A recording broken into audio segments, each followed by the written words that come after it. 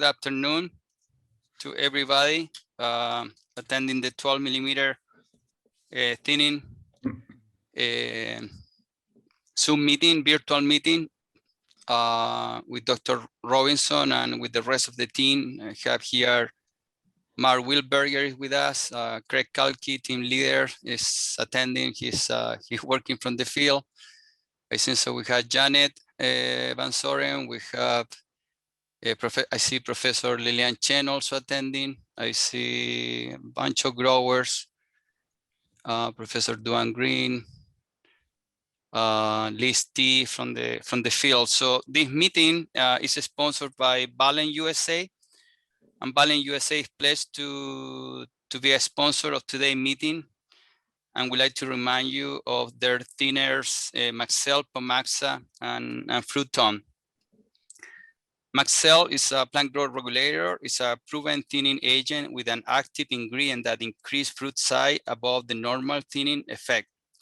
Maxell features a state-of-the-art formulation for maximum absorption and consistent performance.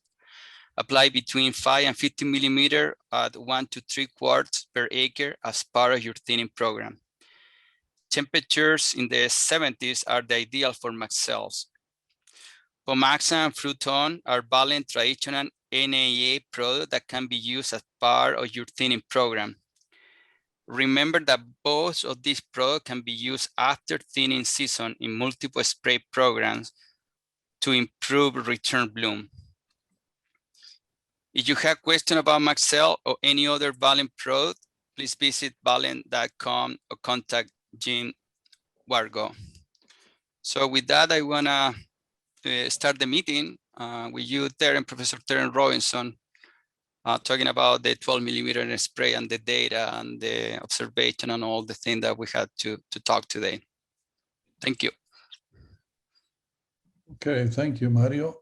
Let me see if I can get my screen to work. You should.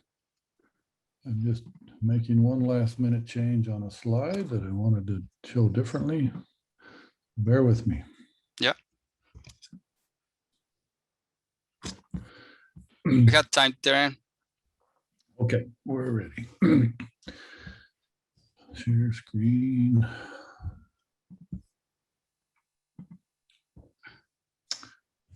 Okay, how does that look, everybody? Okay, Mario? Yeah, I can see it. I see the steps in precision chemical thinning. So today I want to focus a lot on the main thinning spray of the season. There's 10 to 13 millimeters. It's the critical component of a precision thinning program. We expect the greatest amount of thinning. We expect to get very close to a target crop load with this spray. And we hope that we won't need any other sprays. I'd like to title this the 10 to 13 millimeter spray rather than the 10 millimeter spray, because the big, long 16-year study we did showed that you get the maximum amount of thinning when the largest fruits are closer to 12 millimeters than when 10 millimeters. There's not a big difference, but there is some difference. So we'll talk about timing of these sprays in a few slides ahead, but I just wanted to make that point here at the beginning. So let's talk about the situation we're faced with in Western New York. It was surprising and shocking to me that there was variable bloom across the region. I hoped that we would have more uniform bloom. The most affected varieties, I think, were Honeycrisp, Fuji, and surprisingly, Ida Red. Last week, I tried to give an explanation as to why I think this happened. In addition, there was some frost damage, I'm starting to think. In addition, there was relatively poor pollination when the king flowers opened. Those two things combined have led us to the situation where there's a number of places where the king is not developing or is developing slower than the laterals. So we're faced with a crop that is missing kings for one of those two reasons, either some frost damage or the very poor pollination weather we had when the kings opened.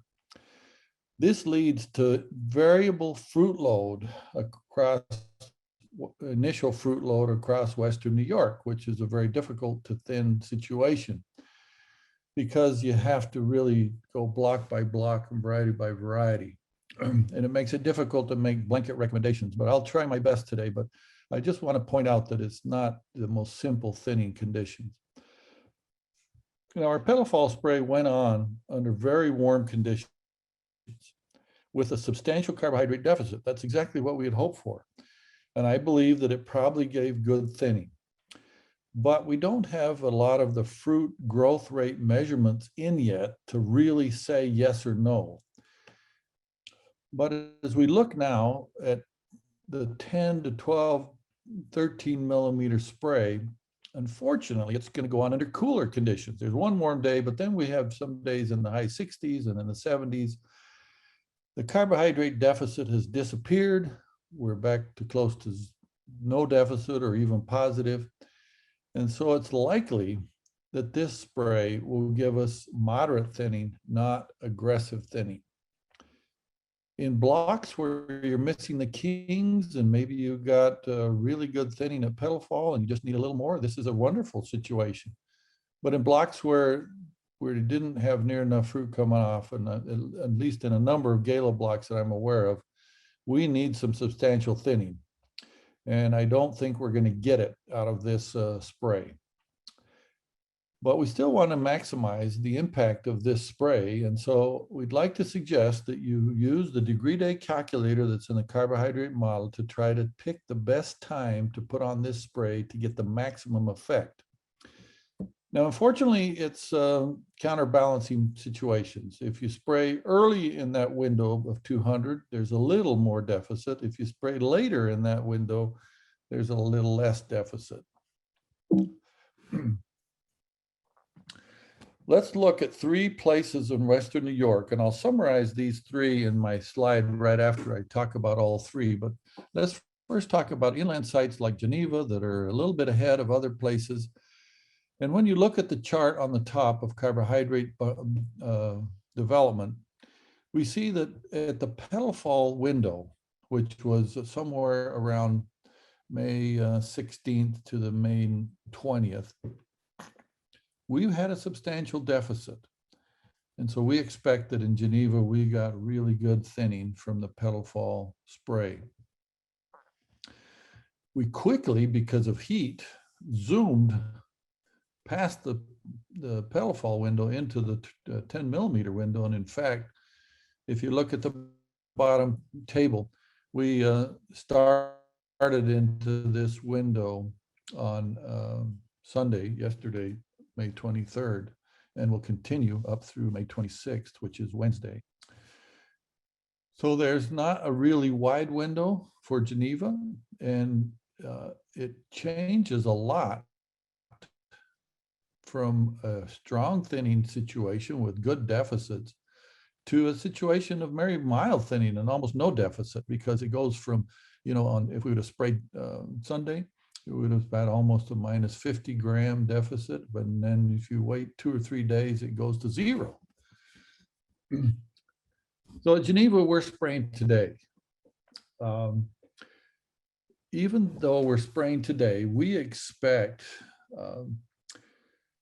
pretty decent thinning because we've still had some very negative days coming in tomorrow and in the 26th.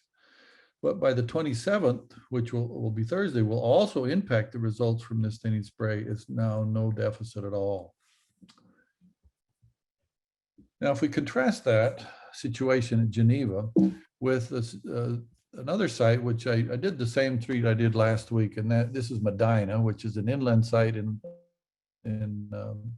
Orleans County. It's kind of the same, but delayed by a couple of days.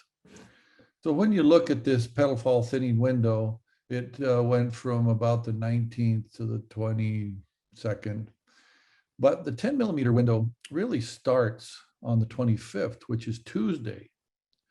So it's just slightly behind Geneva. And the unfortunate part about that is that all of the good thinning period, which was this pinkish orange color cells, disappears and we get into green, which would be good thinning on that one day. but then after that, it switches to blue, which will be very mild thinning. So if you spray in that inland area of Orleans County on Wednesday, assuming it's not raining and you can spray and so forth, might be the best day. It's on the very early side of the thinning window, but the problem is the deficits don't cooperate. And you see how this chart zooms up to positive number very rapidly. And that's largely because over here, we're looking at temperatures in the daytime in the 60s and one at high 60s, and then one not even cracking 60. And those cool temperatures give, with fairly good sunshine, they give just wonderful carbohydrate production, and the fruits slow down their growth, don't use it as much, so we're being a surplus. So you're probably going to see the change over here in the recommendation from decreased thinning rate just yesterday to today apply standard rate, and then after that increase rates to try to get reasonable thinning. Now let's contrast that to the third site that I did, which is Williamson, and it's delayed even more to get the 10, 11, 12 millimeter stage. We'll see some actual fruit diameters in just a minute. But let me just point out here how the petal fall window opened up on about the 20th, and then it closed on about the 24th, or just recently. And the 10 millimeter window won't really open up until the 26th, which is Wednesday. But then because it's cool, there's a relatively wide window of at least 5 days to get on that 10 millimeter spray. And unfortunately, none of those days are going to be really good days for thinning. So along the lake, it's just the way the cookie crumbles. It doesn't look like it's going to be the best thinning situation because of very little carbohydrate deficit.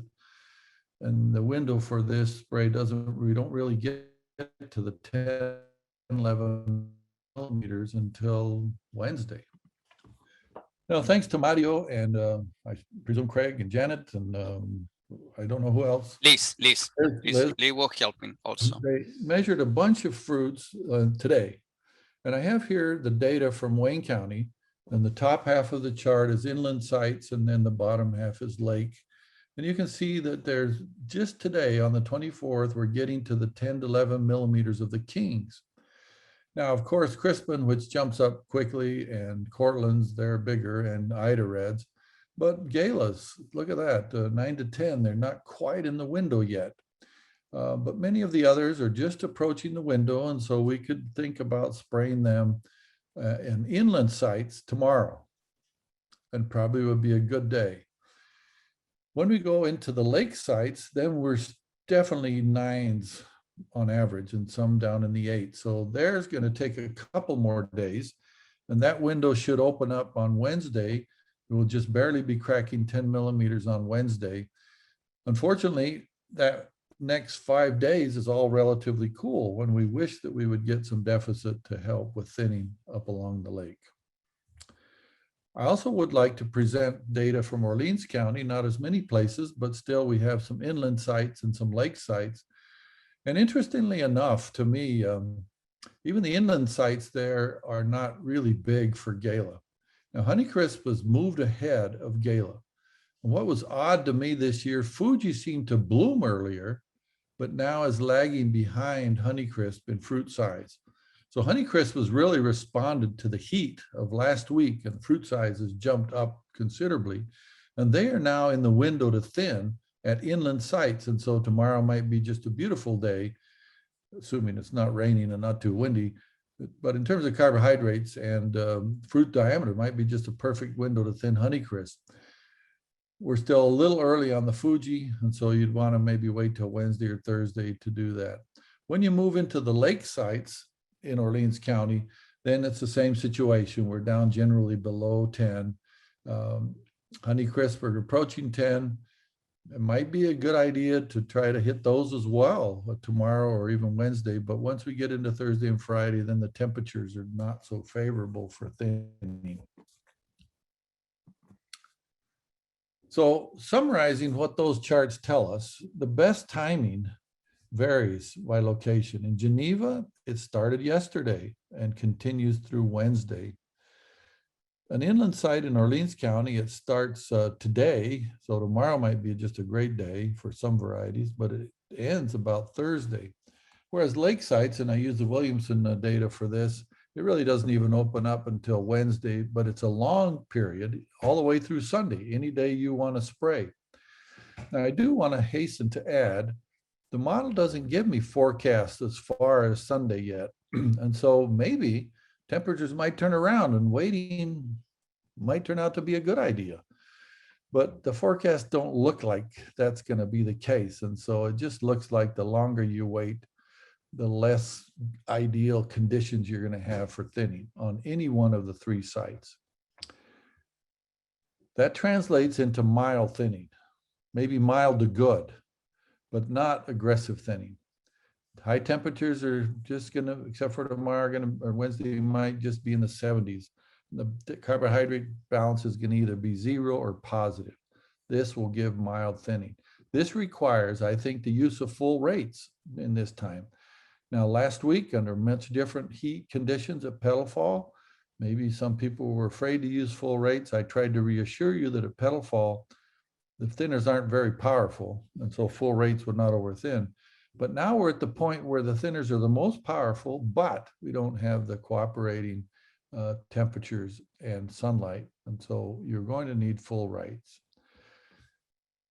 Where fruit set is high and strong, it's pretty likely that this spray won't give us enough thinning. And so you'll be stuck with a significant hand thinning job, or you'll want to come back with a rescue spray next week. That all remains to be seen, but it does require us to try to measure some fruit diameters to assess what's going to happen with this spray over the next several days. So what are the thinning chemical options? Well, there generally are the combinations. That's what tends to work the best. Now, 7 in oil works well.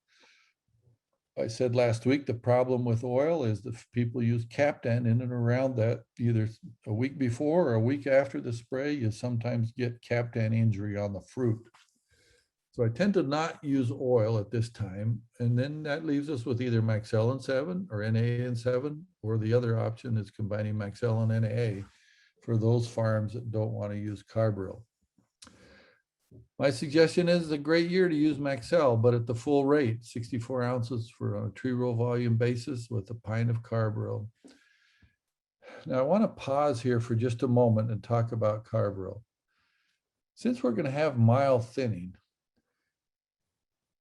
we may want to consider adding the second pint of carbaryl. Now, some people did that with the petal fall spray, but then we got no rain. And so that extra pint was just sitting on the leaf, acting as an insecticide, good against curts, but it didn't give us any additional thinning. But over the next several days, we're looking at having more rain involved in our thinning program.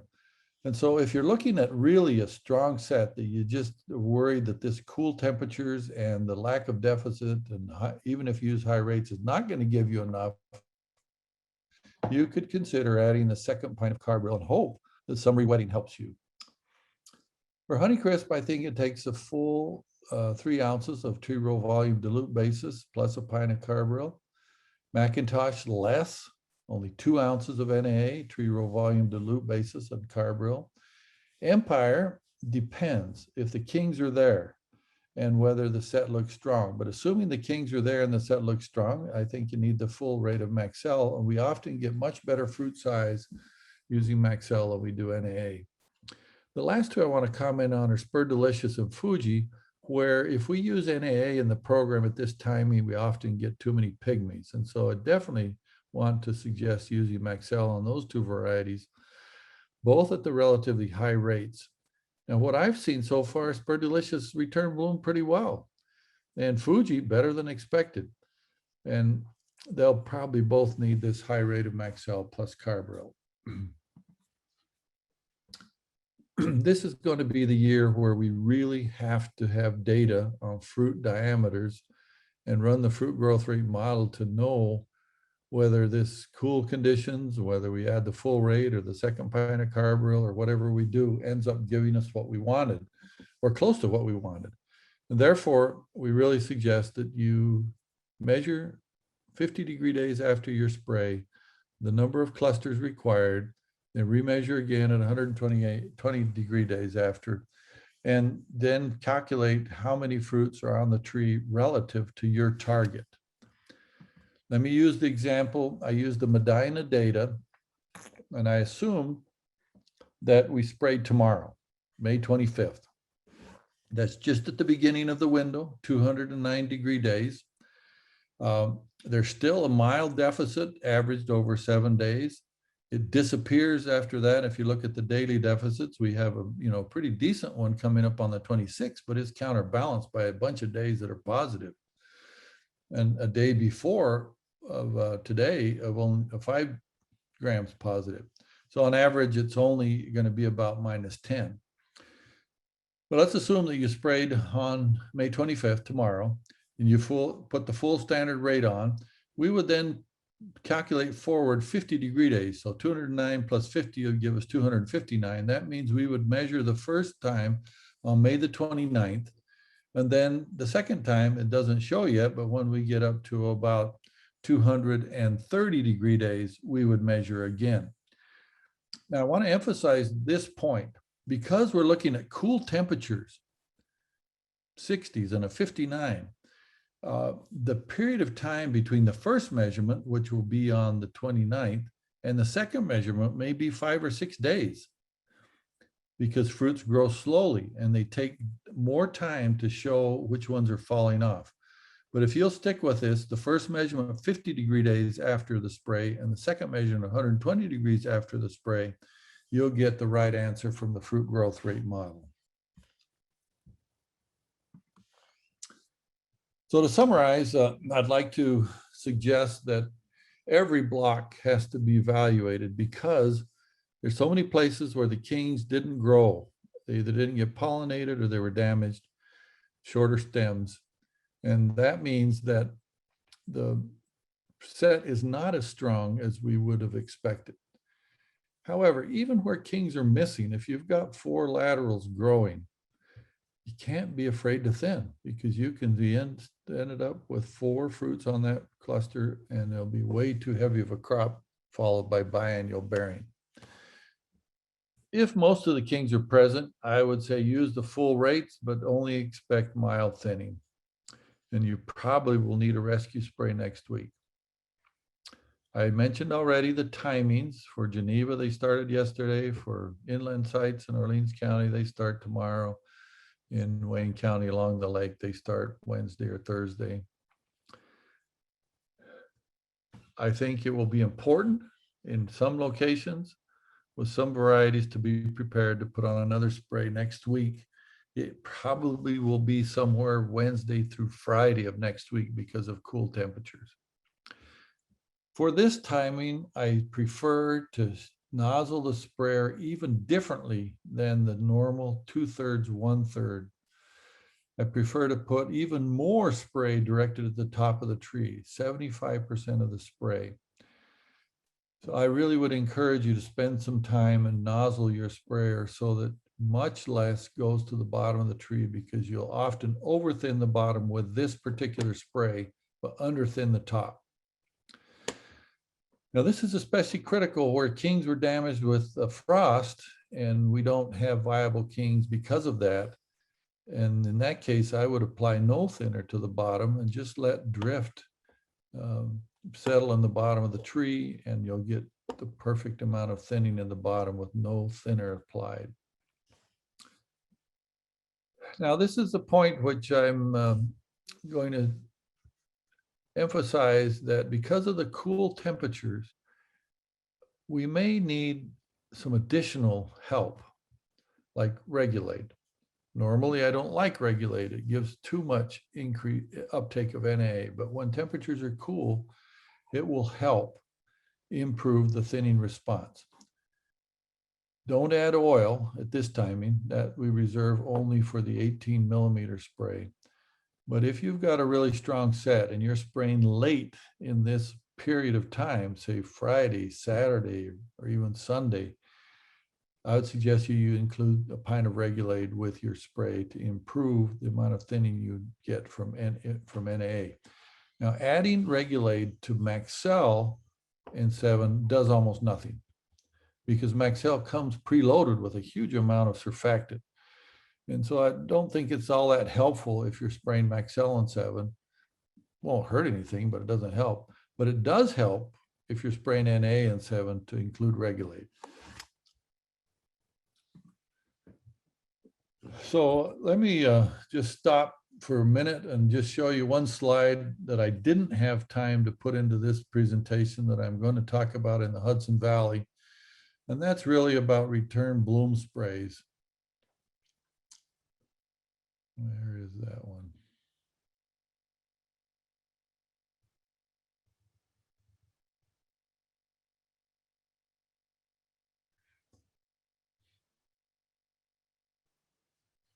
I don't even see if that's open.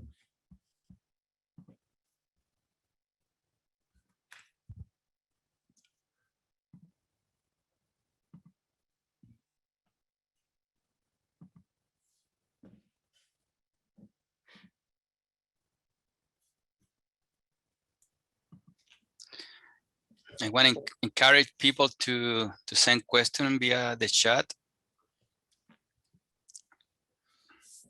Bear with me, I'm not seeming to be able to find that. That show up there, I saw it, but now we are there. So this is what I'm going to tell Hudson Valley in next hour. And they're already at this point in time. So I've decided to go ahead and try to codify this idea of spraying ethereal on Honeycrisp earlier than normal. So for biennial varieties, what I call mildly biennial, those would be Golden Delicious. The standard recommendation we've had for a number of years is to spray either 4 sprays of ethereal or 4 sprays of NAA, starting when fruits are 25 millimeters. Now in Western New York, that's often about June 21. In the Hudson Valley, which this slide is for, it's about June 10th. And I still stick with that for many of the more traditional biennial bearing varieties, McCowan, Golden. But once we are talking about Honeycrisp in particular, and I also put Fuji in this regard, and this is based on Pollyanna's work that showed that the flower initiation, especially of Honeycrisp, but also Fuji, is much earlier. And so we want to try to start applying ethereal sprays at the earlier timing, which I'm saying here is 16 millimeters, and apply sprays at 10-day intervals. So probably next week, you will be at that 16 millimeters. And I think it's just very useful to apply that ethereal with every cover spray, starting probably the 1st of June-ish timing. Now, I'm recommending a low rate for the first sprays because ethereal can thin, especially when it's hot. It doesn't look like it's going to be hot next week, so you might even put the full pint in there. But if you start early with Honeycrisp, I think we can do a better job of inducing buds to become floral, and then rather than starting on the longest day of the year, which is what we've traditionally recommended. So this would be starting ethereal sprays, and I like 4 of them, followed by 2 sprays of NAA at maybe 2 weeks earlier than we have in the past, or even 3 weeks earlier in the past. So I only want to put this out just as a heads up for next week, I think is the time to start, but using ethereal rates that are low enough that we don't get thinning. So with that, I'll stop and go back to the open discussion and questions and answers.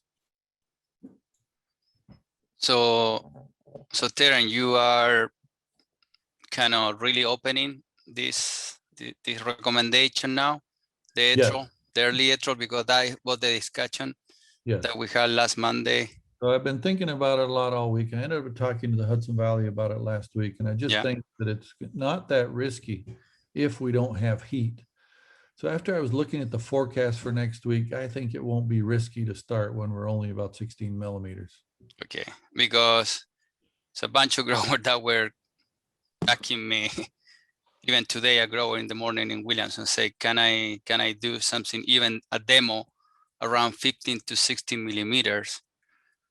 So you are sinking 60 millimeters, Yeah. and with the cool temperature should be fine, and even a pint, even perhaps even increase. Now, if the forecast, I can only see on the carbohydrate model up through about Sunday. If the forecast next week returns to 80s, I'm going to try to back off and say, well, it's a little Okay. risky. But it looks like it probably won't be a risk this year. Okay, that's great info. Thank you for sharing that. And I'm probably going to try to put together a document on this to put in your fruit facts or fruit notes. Yeah. Great. Over the next few days. Yeah, it's a bunch. I have even a grower from Canada who is attending this call. That he was wondering if we could at least provide a protocol for a demo with ethyl early on, but this is something that you are recommending. Yes. Okay, good. More questions from the people here. Can I the opportunity?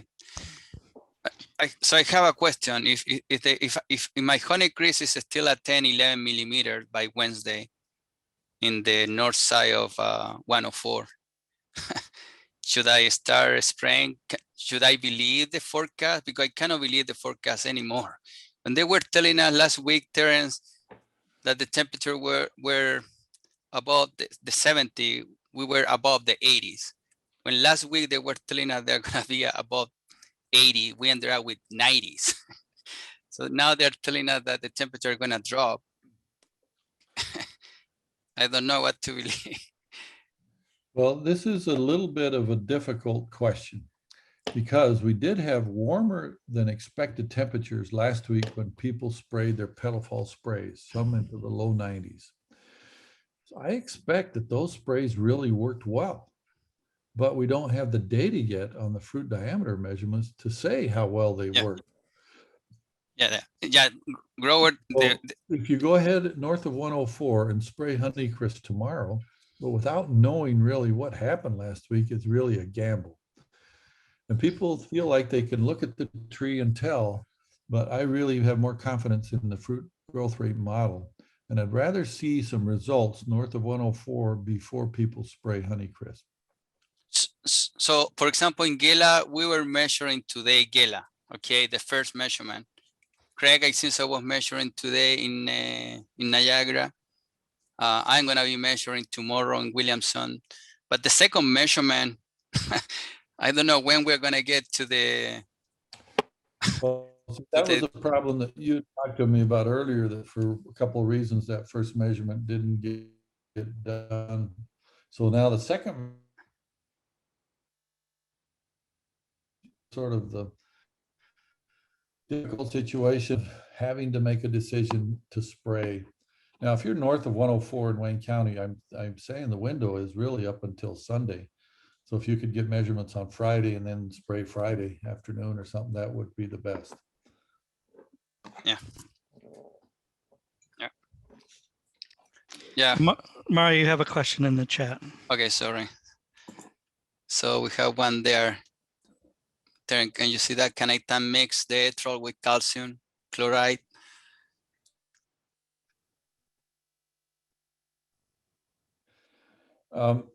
At the low rate, yeah, great. Also, the fact that Terence, we're getting a little breakup in your signal. Could you repeat what you first said in your first sentence? Okay. The problem with tank mixing calcium chloride with chemical thinners is that the calcium chloride acts as a surfactant and increases the uptake. So if calcium chloride is really what you're going to spray, and it's not one of the safer calcium products like System Cal or many others, that calcium chloride would concern me with the ethyl at full rates.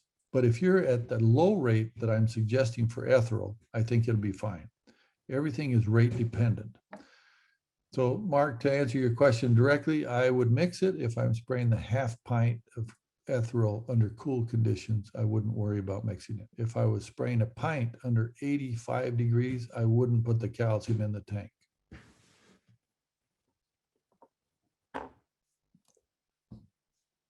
Perfect. Thank you, Terence. We have another question. What is the minimum temperature for fruit on application, and what is the number of hours required after the treatment for absorption? Because we're going to get cool nights towards the weekend. So the actual temperature at the moment you apply is not so critical. And this was studied in a number of years by spraying in the morning, noon, night, evening, and you tend to get the same amount into the leaf because in their cool night conditions, they dry and humid, the drying is much slower. So even though the chemical goes into the leaf at a slower rate, it's over a longer period of time. So we don't worry so much about what time of the day you spray. It's the temperatures, the maximum daytime temperatures for that day and the next 4 days that really makes a difference. If all those days are cool, they don't crack 60, NAA has a much reduced response. Maxell has almost no response if you don't crack 60. Between 60 and 70, NAA will have a reasonable response, but it won't be enough. If in those 4 days you crack 70 every day, NAA will function beautifully. If you're in the 80s every one of those 4 days, then you get really aggressive. Maxell really works, that was with NA. On the Maxell side, it really works with temperatures above 70 and preferably above 75 for the day you spray and the next 4 days.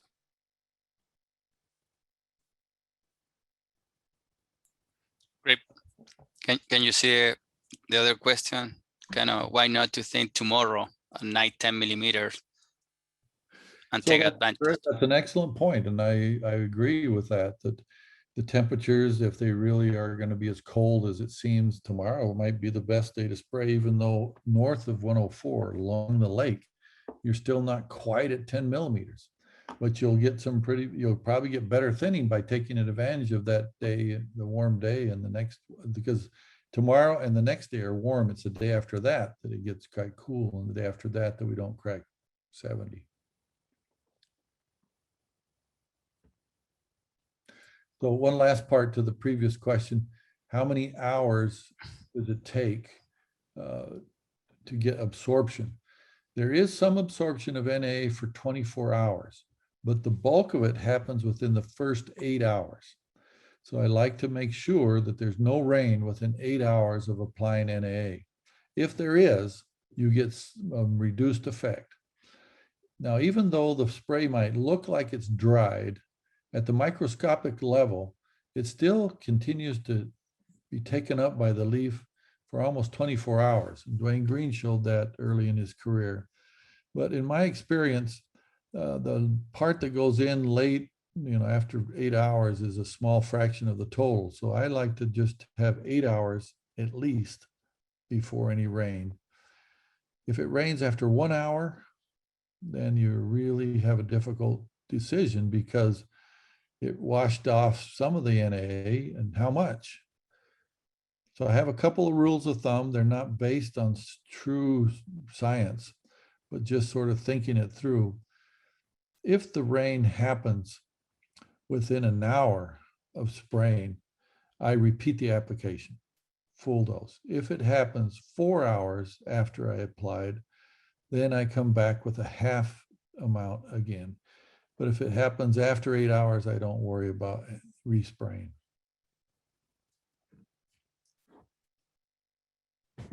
Thank you. More questions? We have time. Just one comment to Ted or Ted or Todd. I don't know which one asked the question, but the only reason not to spray tomorrow is that if you put on pedal fall sprays, it could be that they just work perfectly and you don't need any more thinning.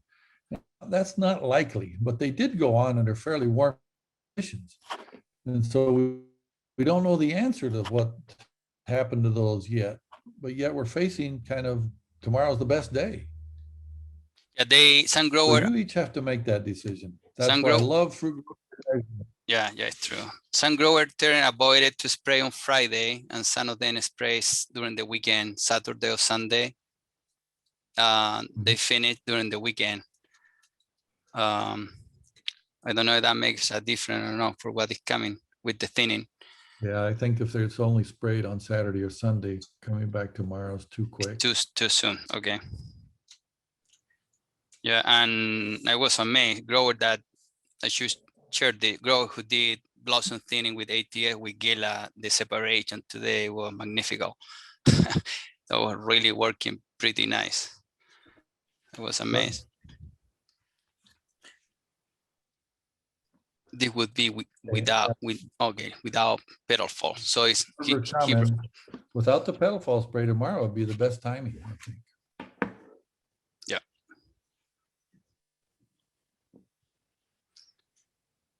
So if we go for a 18 to 20 millimeter spray next week, do you have a target in degree days accumulation like you have for petal fall and for the 12 millimeter spray? Do you have a number also for that? Yeah. That's between 300 and 350 degree days. Okay. So far, when I look at even Geneva doesn't show me what day we're going to get there. But certainly along the lake, it'll be the latter part of next week, I think, before we get to that point. Okay.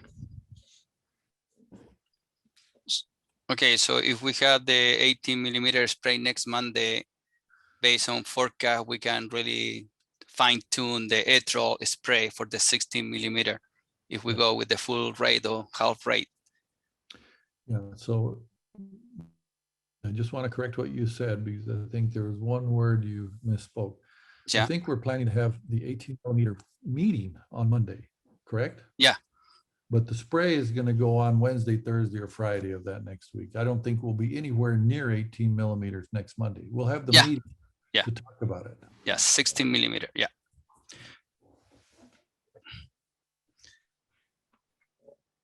More questions? Still, we have time here. Also point out, you can ask your question out loud if you prefer. And if you're muted, go down to the reactions button and raise your hand and we'll unmute you. Yeah, thank you, Mark.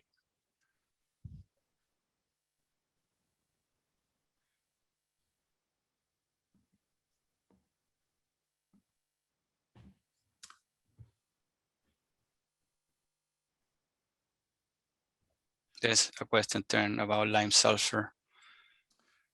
Yes, if we go back and talk about bloom thinning, it does seem like lime sulfur is a little more consistent at thinning than is ATS. The problem for us in New York, and I don't know where you're asking the question from, but for us, we don't have a legal lime sulfur that we can spray. And I'm not allowed, or I shouldn't, or it's not right for me to recommend spraying something that's not legal in New York State. Now, I would say that lime sulfur mixed with oil is better than ATS. Lime sulfur alone is terrible. We tried that a number of years and we just couldn't get the thinning unless we mix oil with it.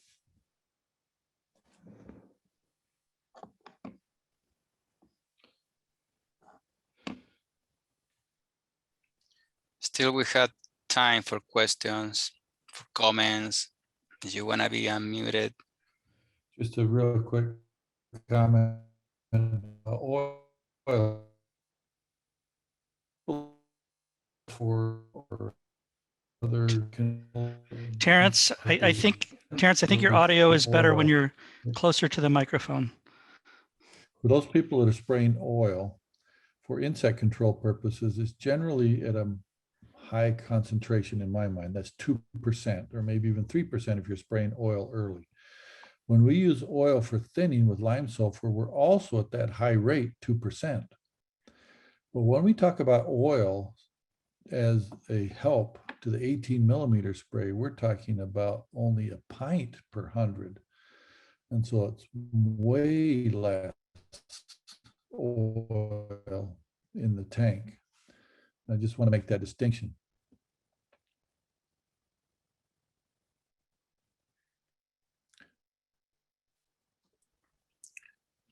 Still, we have time. There's a question there.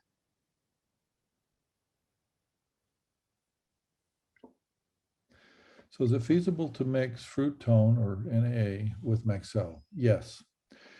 We have looked at that for about 6 or 7 years now, trying to decide if we could thin well without carbaryl, because it looked like it maybe 6 or 8 years ago that carbaryl would be eliminated from our toolbox by regulation.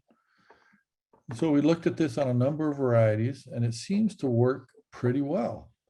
And so those people who currently are trying to not use carbaryl because of a marketing program, and there are some marketing programs that use this carbaryl-free idea, it's a viable option to spray the combination of Maxell and Fruit Tone. It doesn't work quite as well as either Maxell and 7 or NAA and 7, but it works. Cool. Thank you. More questions? Sounds like that's enough, Mario. Yeah, okay. So thank you so much, Terence, for your time. And thank you all the growers who attended and Valen Bioscience for sponsoring this this meeting today. Thank you so much. Okay, bye.